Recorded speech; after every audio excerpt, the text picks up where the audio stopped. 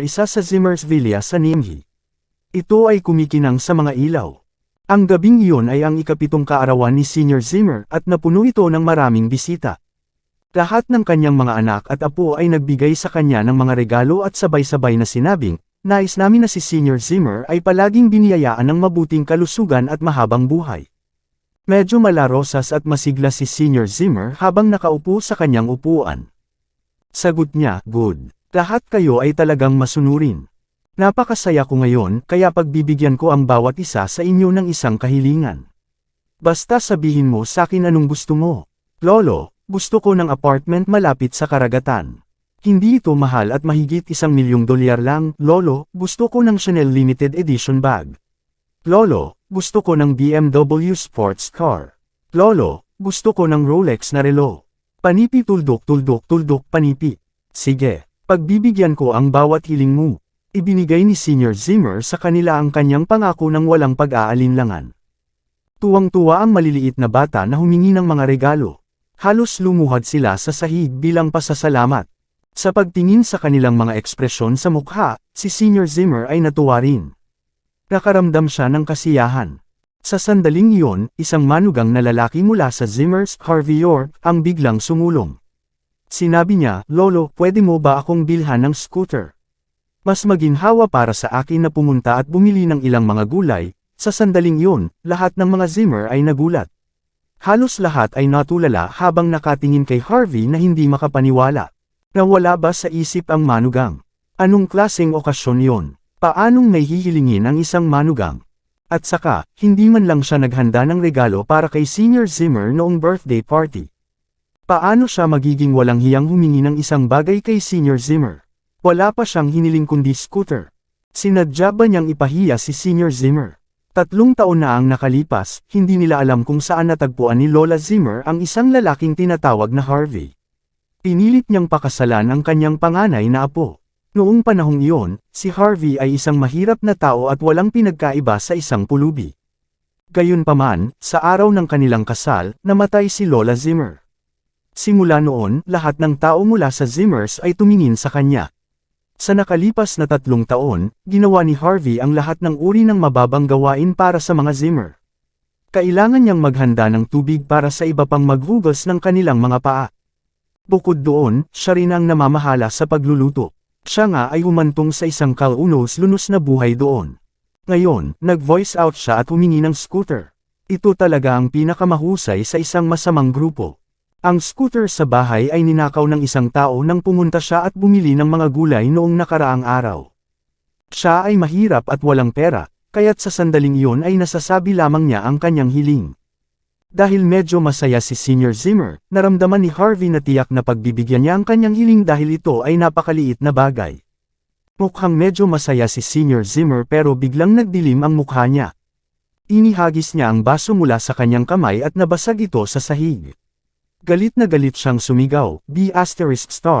Pumunta ka ba para dumalo sa birthday party o pumunta ka para sirain ito para sa lahat?" Ang asawa ni Harvey na si Mandy Zimmer ay sumugod at nagpaliwanag, "Lolo, si Harvey ay walang bait. Ngayon ay isang masayang araw. Huwag kang magalit dahil sa kanya." Tapos, hinayla niya si Harvey sa tabi. Sa pagkakataong iyon, ngumisi ang pinsan ni Mandy na si Queen Zimmer. "Mandy, tingnan mo ang walang kwentang asawa mo. Anong okasyon natin ngayon? Ika-7 kaarawan ni Lolo. Dumating siya na walang dala. How dare he ask for something from Lolo? Kailan pa siya naging mapangahas? Totoo yan. Wala siyang manners. Paano siya makahingi ng isang bagay? Hindi ba siya nakakita ng napakaraming bisita dito ngayon? Nakakahiya talaga." Ang taong nag-voice out ay ang pinakamamahal na apo ni Senior Zimmer, si Zach Zimmer. Palagi niyang ayaw kay Mandy. Ngayon ay nakatagpo siya ng pagkakataong kutsain siya. Walang kwentang B*****. Anong karapatan niyang manatili sa pamilya natin? Oo, pinahiya niya tayo. Nakikita ko na ngayon. Sinadya niya yun para inisin kami. Gusto niyang sirain ang masayang kalooban ni Lolo. Walang kwentang tao. Marami kaming katulong dito sa pamilya. Kailangan ba namin kang pumunta at bumili ng gulay? Hindi mo man lang pinaghirapan. Napakawalan Gia. Sa tingin mo ba mahalaga ka sa amin? Maligo ka agad. Bubugbugin kita pag lalo mo kaming pinapahiya. Panipi tuldok tuldok tuldok panipi. Sa pakikinig sa pagkondena at mga akusasyon mula sa mga Zimmer, hindi maiwasan ni Harvey na tumingin sa ibaba. 3 taon na ang nakalipas, maaaring namatay si Harvey sa isang marahas na kamatayan kung hindi siya kinuha ni Lola Zimmer. Ito rin ang dahilan kung bakit hindi siya nagreklamo tungkol sa paggawa ng lahat ng uri ng mababang gawain para sa mga Zimmer sa nakalipas na 3 taon. Lolo, ang manager mula sa York Enterprise, dumating si Don Zander para batiin ka sa iyong kaarawan. May nagsalita sa pinto. Maya-maya, pumasok sa hall ang isang matangkad at gwapong lalaki na nakangiti. Ang York Enterprise ay isang negosyo ng pamilya na kabilang sa pinakamaimpluwensyang pamilya, ang mga York sa South Light. Bukod dito, isa si Don sa mga tagapamahala ng proyekto na nagtatrabaho para sa York Enterprise. Siya ay nagmula sa isang magandang background ng pamilya, at humawak ng isang mahalaga at prestihiyosong posisyon sa kumpanya. Maraming pamilya sa Nimhi ang gustong mapalapit sa kanya, ngunit wala silang nakitang magandang pagkakataon. Nakapagtataka, dumating siya para batiin si Senior Zimmer sa kanyang kaarawan. Senior Zimmer, ito ang regalo ko para sa iyo. Nakangiting sabi ni Don. Pagbukas niya ng gift box, maraming tao ang natigilan. May isang tseke sa kahon, at ito ay nagkakahalaga ng $880,000. Sa Nimhi, ang halagang iyon ng pera ay ginamit para sa proposal ng kasal. Senior Zimmer, pumunta ako ngayon para magpakasal. Matagal ko nang hinahangaan si Mandy. Sana tanggapin niya ang proposal ko at pakasalan niya ako. Napasinghap naman ang iba sa pagkamangha. Sa sandaling iyon, nagulat ang lahat. Si Mandy ang asawa ni Harvey. Wala bang pakialam si Don? Wala man lang siyang respeto kay Harvey. Ngunit pagkatapos ng maraming pagsasaalang-alang, si Harvey ay isang walang kwentang manugang na inampon. Bakit kailangang igalang siya ni Don? Hindi man lang natakot si Don na baka masaktan niya si Harvey. Alam kong maaring masyadong biglaan ang sinabi ko pero hindi ko kayang makita ang pinakamamahal kong si Mandy na nakikisama sa isang walang kwentang lalaki. Senior Zimmer, sana ay mapag-isipan mo ng maayos ang alok ko. Nakangiting sabi ni Don. Saka siya tumalikod at ngumiti kay Mandy bago siya tumalikod at umalis. Hanggang sa oras na iyon, hindi sinulyapan ni Don si Harvey. Wala siyang pakialam kay Harvey. Pagkaalis niya, lahat ay nahulog sa mainit na usapan. Mr. Zander ay isang department manager sa York Enterprise. Siya ay may malaking kapangyarihan. Narinig ko na ang kanyang isang desisyon ay maaaring magpasya sa kapalaran ng isang maliit na kumpanya, sirain ito o hayaan itong umunlad. Napakaswerte ni Mandy. Kung pakakasalan niya si Mr. Zander, mas mabuti pang makasama ang walang kwentang Harvey na iyon. Kung magpakasal sila sa isa't isa, tiyak na makikinabang din ang pamilya natin dito. Ang nakababatang kapatid ni Mandy na si Cynthia Zimmer ay biglang humakbang at sinabing, Harvey, ayaw mo ba ng scooter?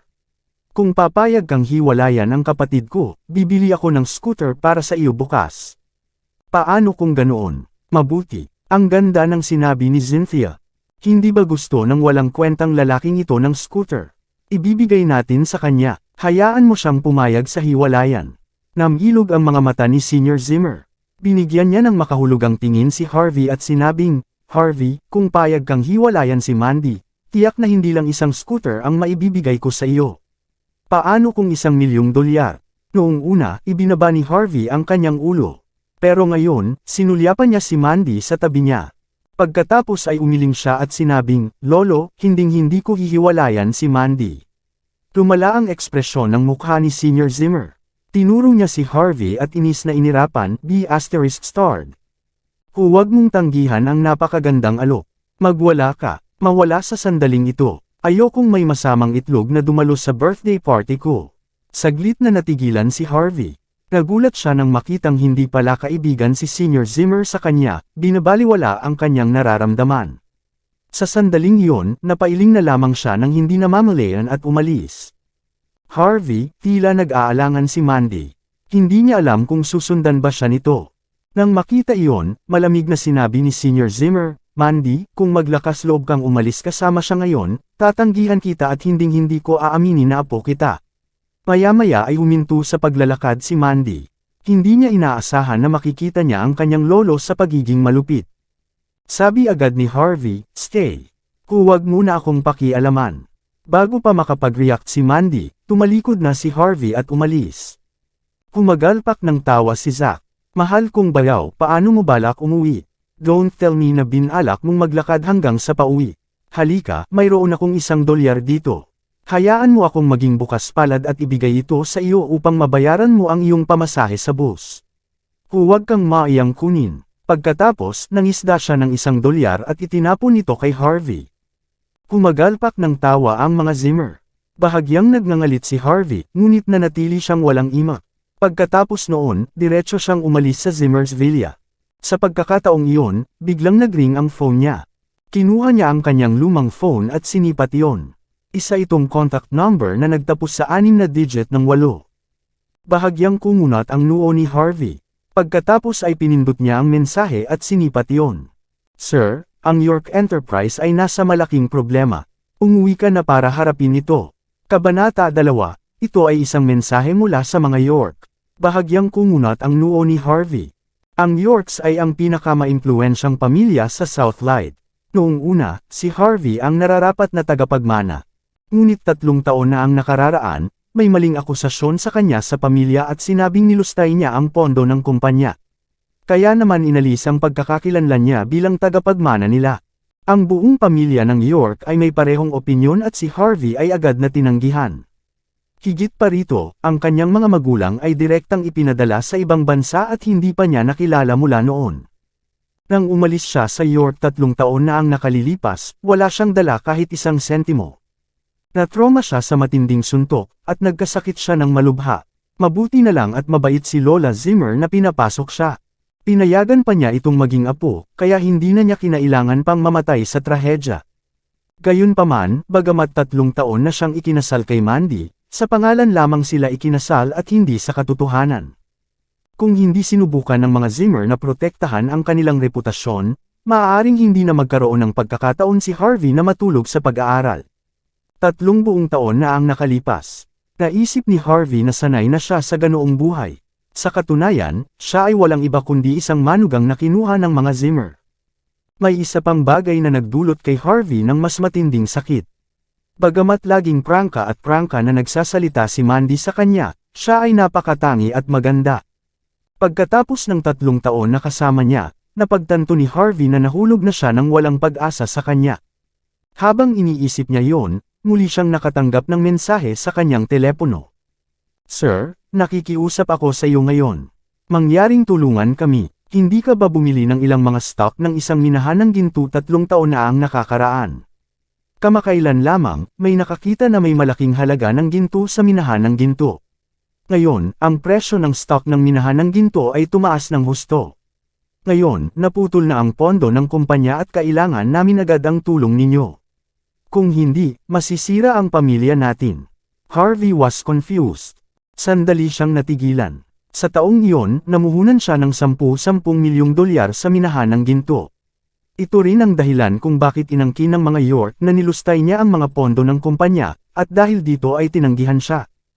Wala pang 3 taon, at nalaman nila na ang minahanang ginto ay puno ng malaking halaga ng ginto, at sa makatuwid ay tumataas din ang presyo ng stock nito.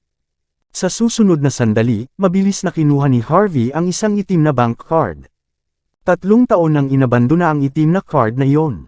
Ito ay isang kasangkapan na maaaring magpahiwatig ng prestihiyo ng isang tao sa buong mundo. Sinasabing kung sino man ang nagmamay-ari ng card na iyon, ay pagbibigyan ng lahat ng kanilang mga kahilingan kahit nasaan man sila. Hindi nagtagal ay nakipag-ugnayan siya sa 24 na hour customer service hotline sa card. Isang matamis na boses ng babae ang narinig niya sa kabilang dulo ng telepono. Mahal na Ginoong York, magandang araw. Maaari ko bang malaman kung may maitutulong ako sa iyo? Pakiusap tulungan mo akong suriin ang balanse sa aking account. Walang problema, please hold on a moment, magalang niyang sabi. Sa sumunod na sandali, halatang nanghina ang boses niya at parang nabigla siya. Ginoo, York, ang balanse sa iyong account ay napakalaki kaya na-lock ito para sa mga layuning pangkaligtasan. Hindi ko masuri para sa iyo dahil sa aking posisyon. Pupunta ako at mag-a-apply para dito ngayon. Maaari ba kitang tawagan muli sa ilang sandali? Walang problema, sabay baba ni Harvey. Ang halaga ng pera ay napakalaki na ang account ay nakalock para sa mga layuning pangkaligtasan. Kumagalpak siya ng tawa. Sa hindi inaasahan, bigla siyang kumuha ng 10 milyong dolyar at ipinuhunan niya iyon para lang sa kasiyahan. Hindi niya akalain na ang ganoong uri ng pamumuhunan ay makapagbibigay sa kanya ng napakalaking sorpresa. Hindi man lang alam ni Harvey kung magkano ang pera niya ngayon. Naglakad si Harvey pauwi sa masayang lakad. Pagdating niya sa bahay, matagal nang nagmaneho si Mandy pauwi noon. Sa kabilang banda, may dalawa pang babae sa sala. Mula sa malayo ay kitang-kita niya na ang isa ay kaakit-akit at sexy habang ang isa naman ay cute at kaibig-ibig. Higit pa rito, napakaganda at eleganteng ni Mandy. Si Mandy yun at ang dalawa niyang matalik na kaibigan. Ang sexy na ginang ay tinawag na Cecilia Zachary habang ang cute na ginang ay tinawag na Angel Queen. Hindi pinansin ng tatlo si Harvey habang papasok sa sala. Anghel na nakaupo sa gilid ay bumantong hininga sa sandaling yun. She then said, "Mandy, pag-usapan natin ang mga seryosong bagay. Nabalitaan ko na may problema ang kumpanya mo." Pinunasan ni Mandy ang kanyang mga templo. Sagot niya, "Oo. Ilang araw ang nakalipas, nahaharap ang aking kumpanya sa ilang isyu sa pagpopondo. Ngayon ay nangangailangan tayo ng 5 milyong dolyar. Kung hindi ako makakakuha ng pera sa lalong madaling panahon, natatakot ako na ang aking kumpanya." Bumantong hininga si Angel at sinabing, "Pero Mandy, hindi madaling makakuha ng 5 milyong dolyar sa ganoong kaikling panahon." Ang sexing ginang, si Cecilia na nakaupo, tumanggo din ng bahagya ang katabi nila. Tiningnan ni Mandy ang kanilang mga tugon at napagtanto na wala silang maitutulong sa kanya, kaya medyo nataranta siya. Nang makita niya si Harvey na nakatayo doon, hindi niya maiwasang mapatingin sa kanya. She scolded, "Harvey, kailan ka may karapatang tumayo dito at makinig sa amin kapag nasa gitna kami ng seryosong usapan? Halika at labhan mo ang aking damit." Tandaan na hugasan sila ng kamay ng maligamgam na tubig. Kapag kumupas ang kulay nila, sisiguraduhin kong sa hallway ka matutulog ngayong gabi. Aalis na sana siya at masunuri na maglalaba ng damit nang biglang tumunog ang phone niya. Nakakagulat, ito ay isang tawag mula sa 24 na hour customer service ng Black Card. Sinagot ni Harvey ang tawag at muli niyang narinig ang boses ng matamis na ginang. "Mahal na Ginoong York, pagkatapos suriin ito, nalaman namin na ang iyong buong ari-arian ay hawak sa isang offshore account. Kung maghuhukay kami ng mas malalim dito, maaaring masira namin ang iyong privacy.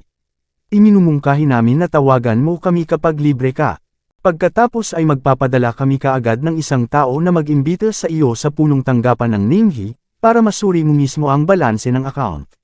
Pumayag ka ba dyan?" Ungol ni Harvey. "Sige, pero bakit kailangan kong magkaproblema para lang masuri ang balanse ng isang offshore account?"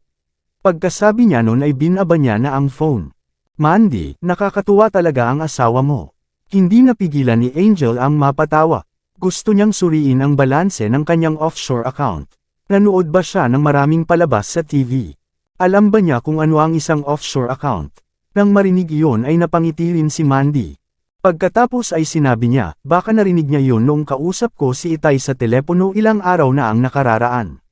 Ipinapalagay ba niya na ang lahat ng bank account ay tinatawag na mga offshore account? Ngunit lagi ko siyang binibigyan ng $100 bilang kanyang baon araw-araw. Iniisip ko kung pinapanatili din niya ang balanse. Mandy, may kasama kang magandang alaga.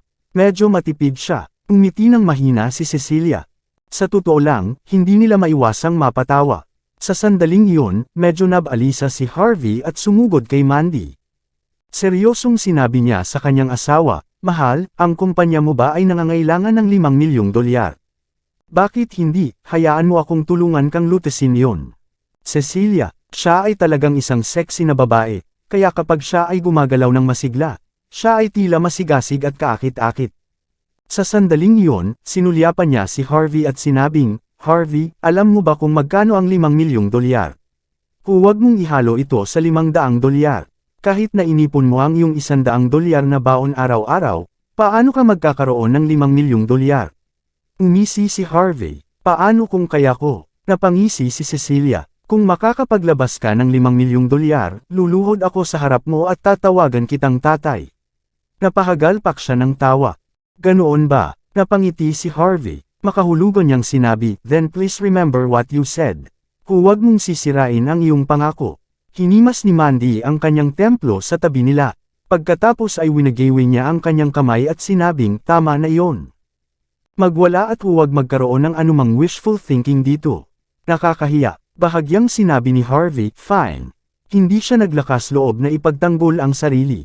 Ng gabing iyon, sa study pa rin natutulog si Harvey. Hindi siya lubos na naniniwala sa biglaang magandang balitang iyon. Talagang hindi ito panaginip. Hindi napigilan ni Harvey ang bahagyang tapik sa mukha. Kailangan kong pumunta sa bangko bukas para tingnan kung magkano ang pera ko. Hindi mapakali ang gabi niya. Kinabukasan, itinulak ni Harvey ang kanyang electric bike palabas ng madaling araw. Nakapagtataka, nalaman niyang may naghagis doon ng baterya para sa kanya. Sa sandaling pag-isipan iyon, alam niyang si Mandy ang may gawa noon. Ang iba mula sa mga Zimmer ay hindi masyadong mabait na gumawa ng ganoong bagay. Pagkatapos ay install ang baterya, naghanda si Harvey na pumunta sa bangko. Harvey, saan ka pupunta kaninang umaga? Sa balcony sa ikatlong palapag, nakita niya ang isang binibini na nakasuot ng isang set ng cute na pajama. Ang kanyang hitsura ay kahawig ni Mandy. Sa pagkakataong iyon, hindi makapaniwalang nakatingin siya kay Harvey. Si Cynthia pala. Ate, magandang umaga. Tumango si Harvey at magalang na binati siya. Sino ang iyong kapatid na babae? Paanong mapapangasawa ng kapatid ko ang isang walang kwentang taong tulad mo? Kung ako iyon, sinakal na kita hanggang sa mamatay sa gabi ng kasal. Nanlamig si Cynthia. Casual niyang ibinato sa kanya ang isang folder ng dokumento. Nakalimutan ng kapatid kong kunin ang dokumentong ito para sa kanyang pagpupulong. Ipadala ito sa kanya. Kung huli ka, alam mo kung ano ang mangyayari sa iyo. Hindi may kakaila, kahit na si Cynthia ay isa lamang masungit na senior sa high school, namana pa rin niya ang mahuhusay na gene mula sa mga Zimmer. Siya ay may payat na baywang na may payat na mga binti. Siya ay talagang medyo kaakit-akit. Harvey ang folder ng dokumento mula sa lupa. Dahil 3 taon na siyang kasal kay Mandy, hindi niya ito pinayagang pumunta at makipagkita sa kanya sa kumpanya dahil sa takot na mapahiya siya sa kanya. Ngayon ay hiniling niya sa kanya na ipadala sa kanya ang dokumento. Panaginip ba ito? Mawala agad. Nang makitang tulala si Harvey, nagalit si Cynthia. Matatangkad at gwapo ang mga bayaw ng iba. Ang ilan sa kanila ay maamo at matikas. Pero bakit naging duwag ang bayaw niya? Hindi niya kayang tingnan siya. Isa pa, ayaw niyang pumayag sa diborsyo. Sino siya sa akala niya? Kabanata 3 makalipas ang kalahating oras, nakarating na si Harvey sa kumpanya ni Mandy. Nang papasok na sana siya sa entrance, bigla siyang hinarang ng isang bodyguard gamit ang stun baton. Malamig na sabi ng bodyguard, "Get lost. Hindi namin tinatanggap ang mga pulubi dito." Kagigising lang ni Harvey, hindi muna niya nagawang linisin ang sarili. Tsaka naka-t-shirt siya at shorts na may patch sa lahat. Para siyang pulubi sa tabi ng kalsada. Gayunpaman, sanay na si Harvey sa ganoong bagay. Umiti siya at sinabing, "Mister, narito ako para magpadala ng dokumento sa aking asawa." "May asawa ka ba sa hitsura mo?" Naghinala ang bodyguard. "Ang babaeng naglilinis ba? Si Zara o ang trabahador na nagtatrabaho sa kusina sa likod, si Lily?" "Asawa ko si Mandy," sabi ni Harvey. Natigilan ang bodyguard. Maya-maya, humagalpak siya ng tawa. "Nakita ko. Ikaw ang manugang ng mga Zimmer." Hindi niya napigil ang tumawa. Umiling si Harvey, hindi sumagi sa isip niya na medyo sikat siya. "Tama na yan. Ibigay sa akin ang dokumento." "Miss Zimmer asked me to take the document from you if you're here," sabi ng bodyguard. Hindi. Napailing si Harvey sa determinasyon. "Sabi ng hipag ko, medyo importante daw, kaya kailangan ko itong iabot sa asawa ko ng personal. Pwede bang tumabi ka, ikaw?" Walang magawang itinuro ng bodyguard si Harvey. Baliw ba siya? Hindi ba niya alam kung gaano siya kayo ng mga Zimmer? Tsaka ganito ang suot niya. Hindi ba siya natatakot na masira ang imahe ng kumpanya? Habang nag-uusap sila ay may narinig silang malakas na tunog ng makina ng sasakyan mula sa likuran nila. Di nagtagal, nakita ang isang serye ng BMW 5 na nakapark sa tabi ng electric bike ni Harvey pagkatapos ng isang high-speed drift maneuver. Pagkatapos, nakita nilang bumaba ng sasakyan si Don na may hawak na isang bouquet of roses. "Masaya akong makita ka dito, Mr. Zander." Nang mapansin si Don, ang mayabang na tanod ay lumitaw ng magiliw at mapuri. Hindi nagtagal ay sinabi niya, Mr. Xander, mangyaring maglakad dito. Matagal ka nang hinihintay ni Miss Zimmer sa opisina. Tumango si Don sa kanya. Tumalikod siya at naglakad papasok sa kumpanya nang hindi man lang sinusulyapan si Harvey. Papasok na rin si Harvey sa kumpanya. Gayunpaman, itinaas ng bodyguard ang kanyang stun baton at muling hinaranggan ang daan ni Harvey. Anong ibig mong sabihin? Bakit siya pinapayagang pumasok sa kumpanya at ako hindi? Tinitigan ni Harvey ang bodyguard at nagtanong. Bumantong hininga ang bodyguard at sinabing, Harvey, manugang ka lang. Paano ka maihahambing kay Mr. Xander? Kita nyo, ang pabango at mga rosas sa kanyang kamay ay tiyak na nagkakahalaga ng higit sa ilang daang bucks. May ganyan ka bang pera? Sa nakikita ko, malapit ka nang tumigil sa pagiging manugang nila. Saglit na natigilan si Harvey. Sumimangot siya at nagtanong, anong ibig mong sabihin? Ano ang ibig kong sabihin? Bobo ka ba o naglalagay ka ng palabas dito? Ang insidente na nangyari noong nakaraang gabi ay kumalat sa buong lungsod. Alam ng lahat na hinahabol ni Mr. Xander si Miss Zimmer. Sila ay isang magandang pares. Pag-aari nila ang isa't isa. Tingnan mo ang iyong sarili. Para kang nakakaawa at walang kwenta. Nagtataka ako kung bakit pumayag si Miss Zimmer na pakasalan ka sa unang lugar. Siniko siya ng bodyguard. Tuldok tuldok tuldok. Samantala, bumukas ang elevator sa lobby ng kumpanya. Lumabas ng elevator si Mandy na naka-floral dress, napakaganda at kaakit-akit. Sa sandaling iyon, nakita niya si Don. Umiti ito at tumango sa kanya. Pagkatapos ay sinabi niya, Mr. Xander, kanina pa kita hinihintay. Pinaikit ni Don ang kanyang mga mata, at isang kislap ng kasakiman ang nakita sa kanyang mga mata. Ito ay halos hindi na makilala. Walang kamalay-malay niyang dinilaan ang kanyang mga labi at binigay sa kanya ang bouquet ng bulaklak. Umiti siya at sinabing, may mga taong nagsabi na ang magagandang regalo ay dapat ibigay sa mga taong karapat-dapat sa kanila. Mandy, ang ganda mo kasing bulaklak. Kaya ikaw lang ang karapat-dapat na bigyan ng ganitong palumpon ng mga bulaklak. Bahagyang kumunat ang noo ni Mandy. Naalala pa niya ang nangyari kagabi. Si Don ay nag-propose sa kanya sa harap ng lahat, at ngayon ang buong pangyayari ay kilala sa Niamhi. Ngayon, hinabol pa niya ito sa sobrang pangahas na paraan.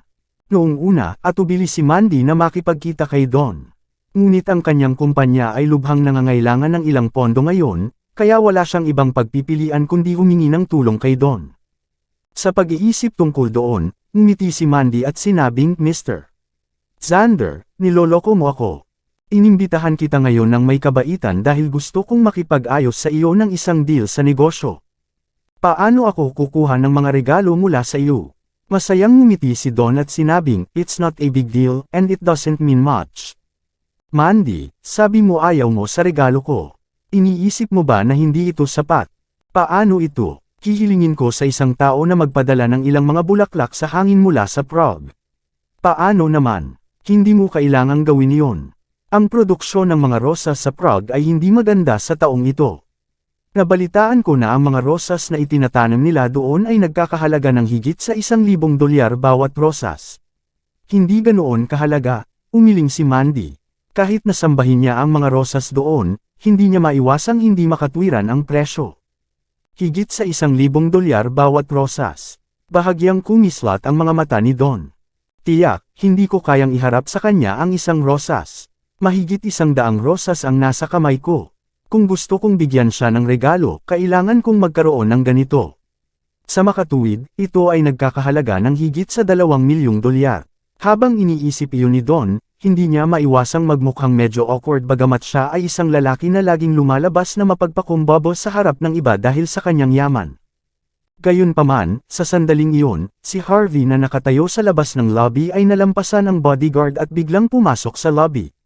Inagaw niya ang bouquet ng bulaklak sa kamay ni Don at itinapon sa sahig.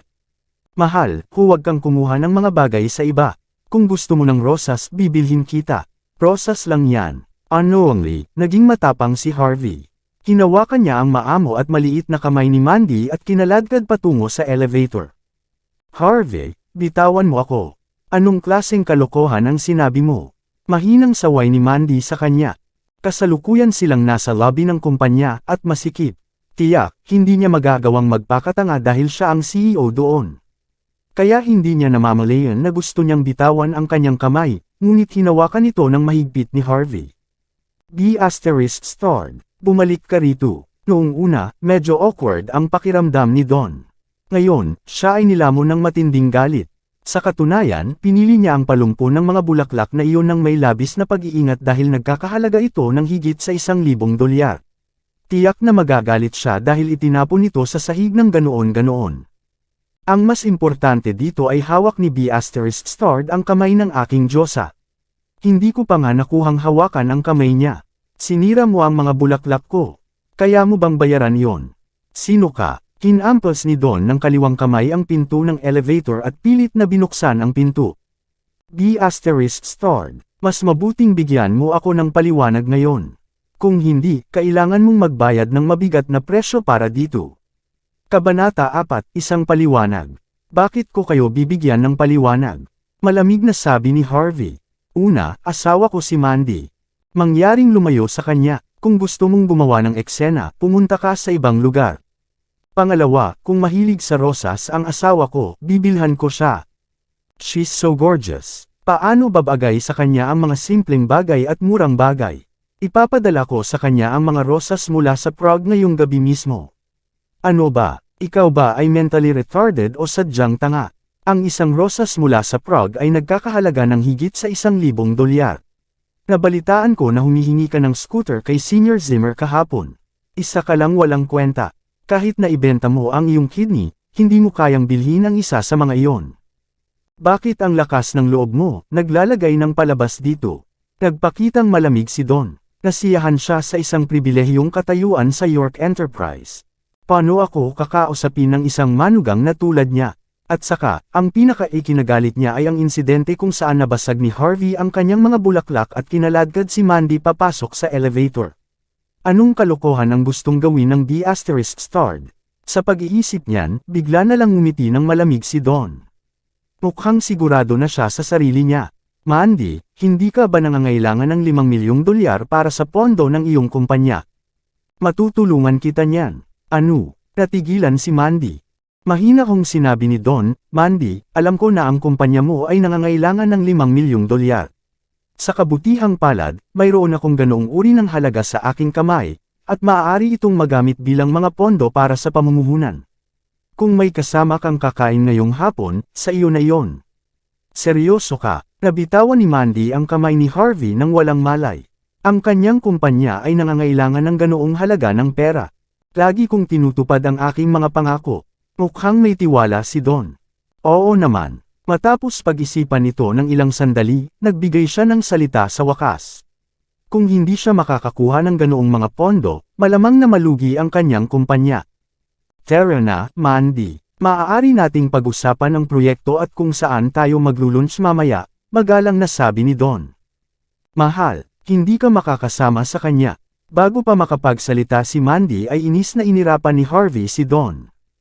Lumala ang ekspresyon ng mukha niya. Don, binabalaan kita. Mas mabuting layuan mo ang asawa ko. Umisi si Don. Paano magdedesisyon ng isang walang kwentang manugang tungkol dito? Bakit? Natatakot ka ba na baka lokohin ka niya? Napangiti ng mahina si Don ng mga sandaling iyon. Ikaw lang ang walang kwenta. Sa tingin mo ba mababago mo ang iyong kapalaran? Ay, nagiba ang ekspresyon ng mukha ni Harvey at gusto pa niyang sabihin. Ngunit sa sandaling iyon, lumabas si Mandy sa elevator at malamig na sinabi, Harvey, huwag kang maging hindi makatwiran. Ako ba ay hindi makatwiran? Natigilan si Harvey. Alam mo ba kung gaano kahalaga sa akin ang investment na ito? Dismiyadong tumingin si Mandy kay Harvey. Kung mas may kaya siya, hindi ko na kailangang maging ganito. Napabuntong hininga siya at sinundan si Don palabas ng lobby ng kumpanya. Saka siya sumakay sa BMW. Mahal, nang makitang sumakay na si Mandy sa kotse ni Don, mabilis itong sinugod. Pagkatapos ay sinabi niya, Mahal, huwag kang sumama sa kanya. Nasa akin ang pera, bibigyan kita ng $5 milyong. Harvey, bakit hindi ka pumunta at maghanap ng trabaho?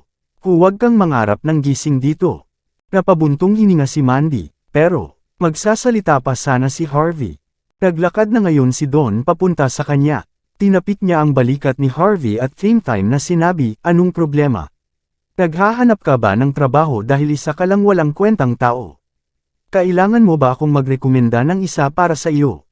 Sa kabutihang palad, ang aking kumpanya ay nangangailangan ng isang tagapaglinis. Gusto mo bang subukan? Babayaran ka ng humigit kumulang $200 bawat buwan. Babayaran kita ng $50 pa bilang subsidy mo para sa kapakanan ni Mandy. Paano kung ganoon? Seryosong sabi ni Don, ang York Enterprise ay pag-aari ng mga York. Hindi madaling makapasok sa ganitong kalaking kumpanya. Huwag palampasin ang pagkakataong tulad nito. Kailangan mong pag-isipan itong mabuti. Itinulak ni Harvey ang kamay ni Don at malamig na sinabi, hindi ko kailangan iyon. Nako, napaka-ungrate mo. Umiling si Don, at hindi na siya mapakali kay Harvey. Binuksan niya ang pinto ng BMW niya at agad na sumakay sa sasakyan. Mahal, huwag kang sumama sa kanya. Matutulungan kita sa $5 milyong na iyon.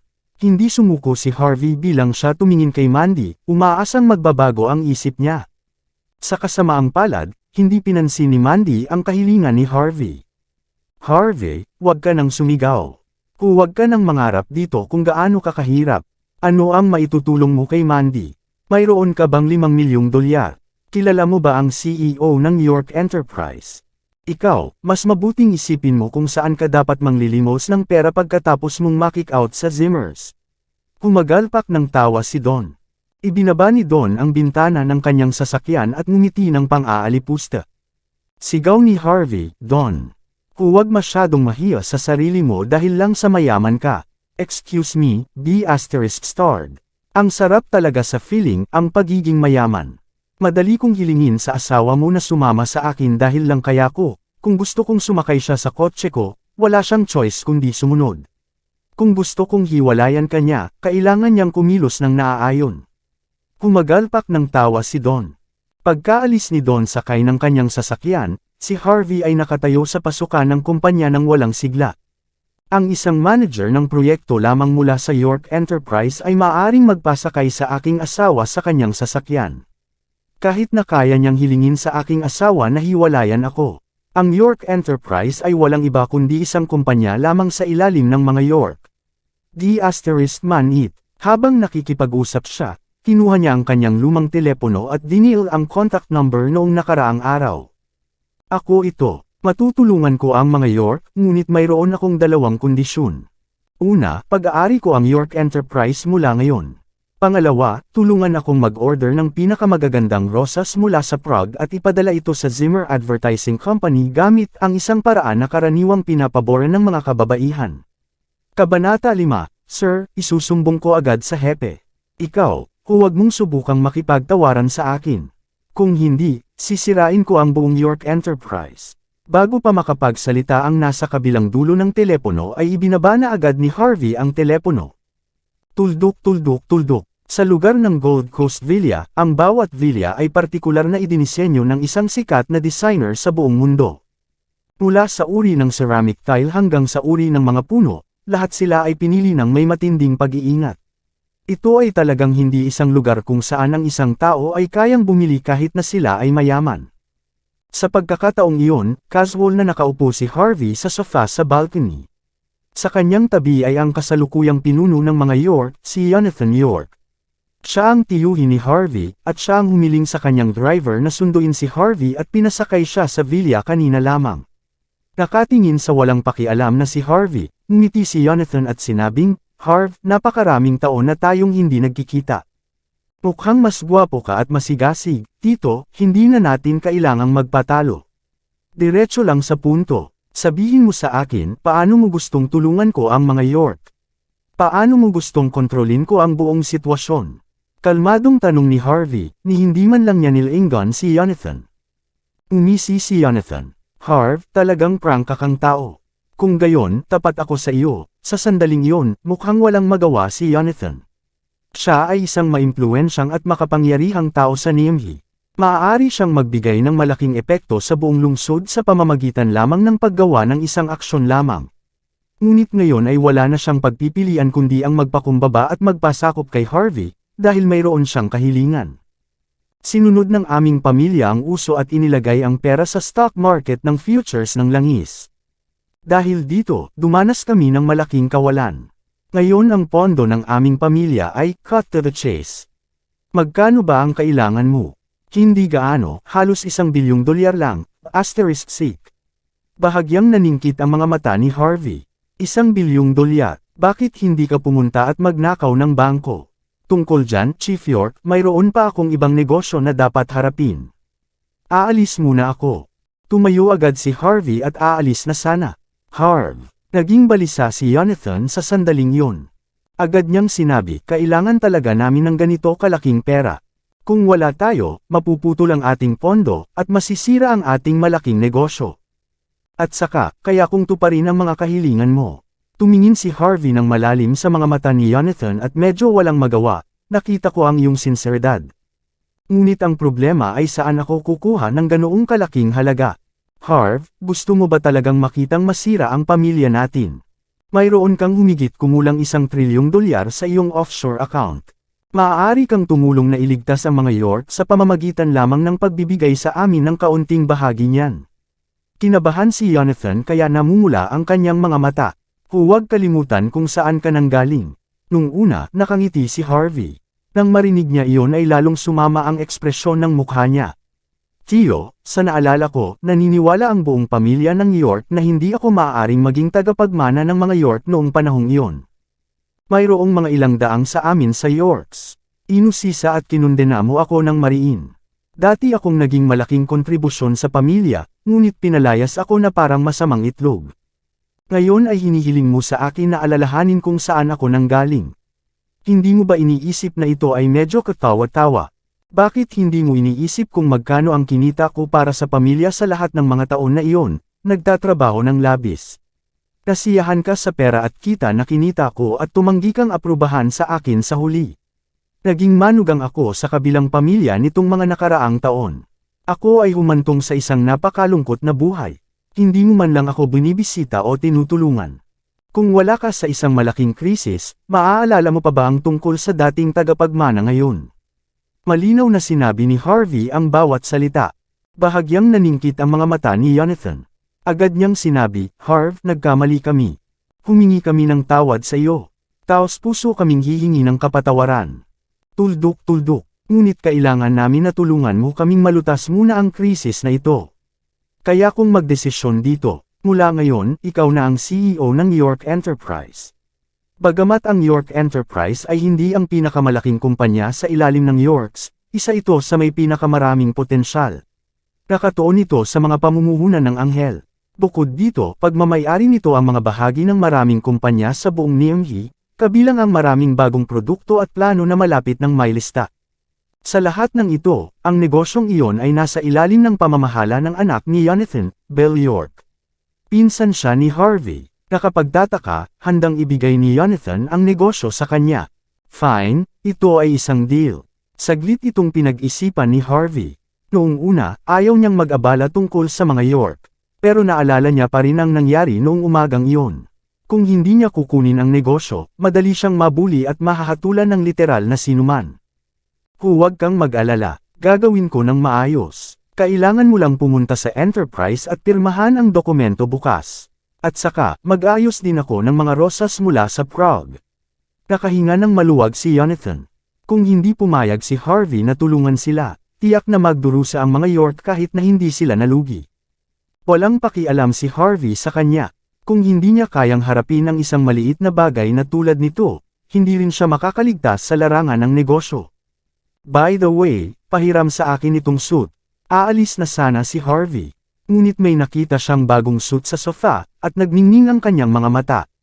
Dadalo sana siya sa isang pagtitipon kasama ang kanyang mga kaklase mula sa kolehiyo ng gabing iyon, at sabik pa rin siya na wala siyang magandang damit na maisusuot.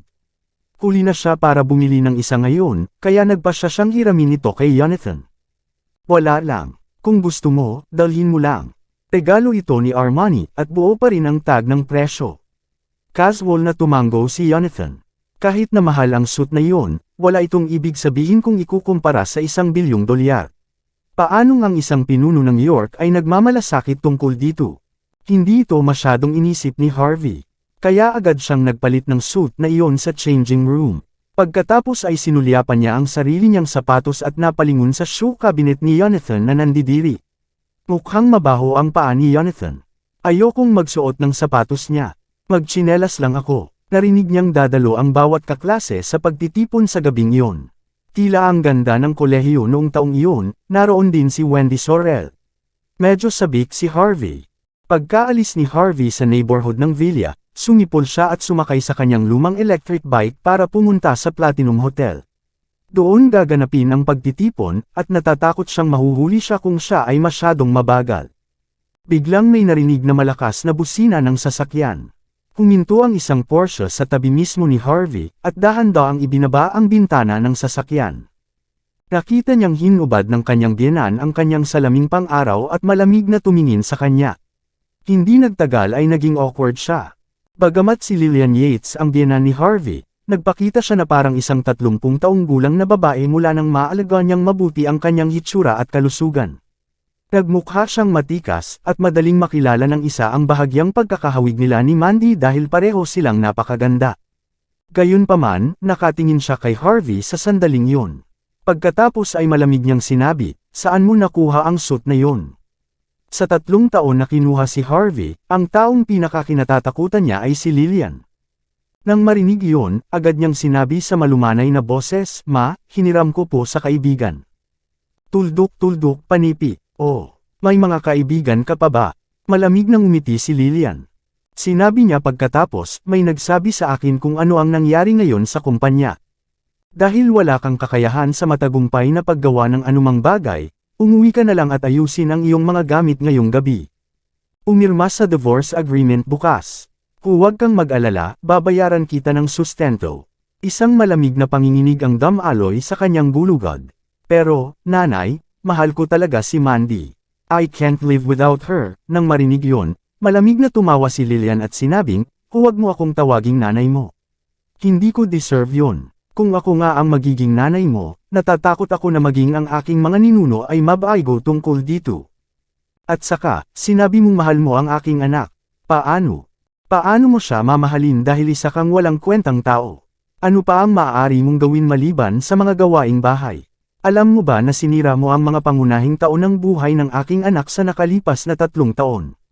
Ngayon lang ako tinawagan ni Don. He said that he's willing to pay $1 million as the wedding gift as long as I give him my blessing and let him marry Mandy. Alam mo ba kung magkano yon? Natatakot ako na hindi ka pa sigurado tungkol doon."